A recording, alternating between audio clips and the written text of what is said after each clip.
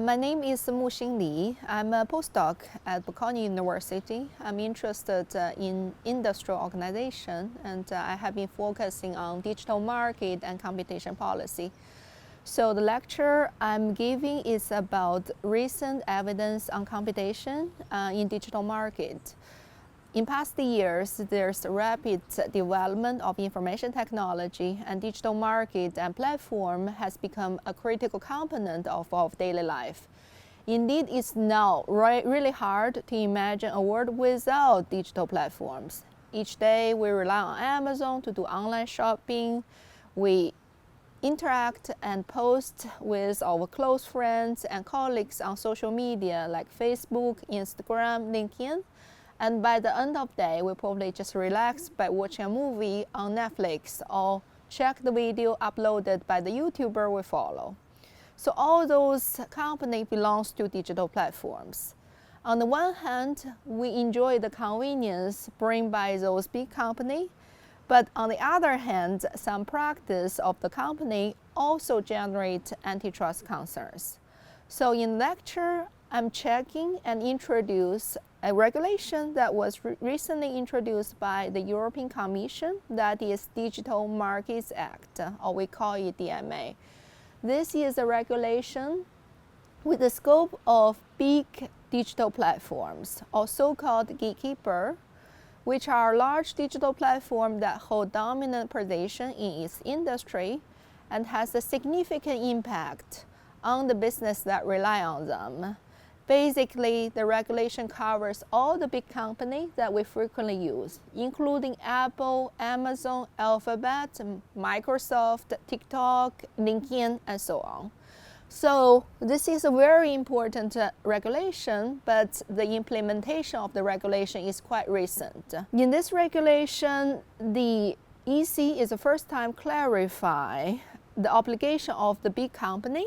It involves so many industries, so many companies, and we don't know what are the impact likely to emerge after the regulation.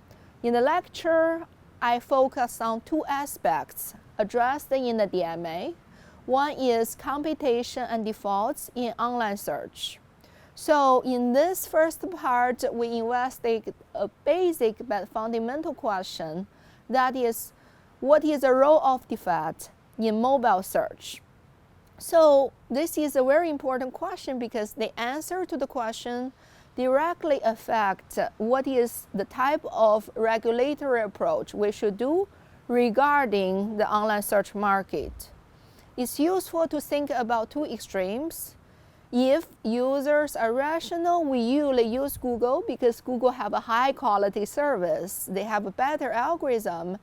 Then probably the regulator should help Google's competitor to improve their algorithm, because if their quality is good enough, user will make switch automatically. But if on the other hand, user use Google because we are logged in and we just use whatever pre-installed on our cell phone. Indeed, Android and Apple all use Google as a default search engine in past years. So a question is that if users just use whatever pre-installed in their cell phone without taking into account this type of behavior bias, it's hard to make effective regulation. So in the first part, I analyzed 3 regulations, all have the same goal, that is to tackle Google's dominant position as a default search engine on Android devices. But they are implemented in different areas in European Union, Russia, and Turkey, and they are not the same in the remedy design. Then we found that for all those 3 cases, there's a causal Google drop in the market share, but the magnitudes are highly differentiated. So we further analyze to see what are the underlying mechanisms, and we try to provide some policy lessons through the first part of the lecture. The second part of lecture, I talk about self-preferencing phenomenon. That is the one article in the DMA that they clarified the obligation of big platform that they should not treat more favorably their own product and services.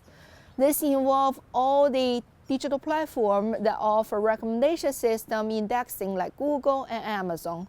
For instance, in a recent investigation by the EC against Amazon, the company was found to favor its own product in the ranking and the buy box recommendation. So we ask a very basic question, that is, how does this type of self-preferencing affect the price and the social welfare?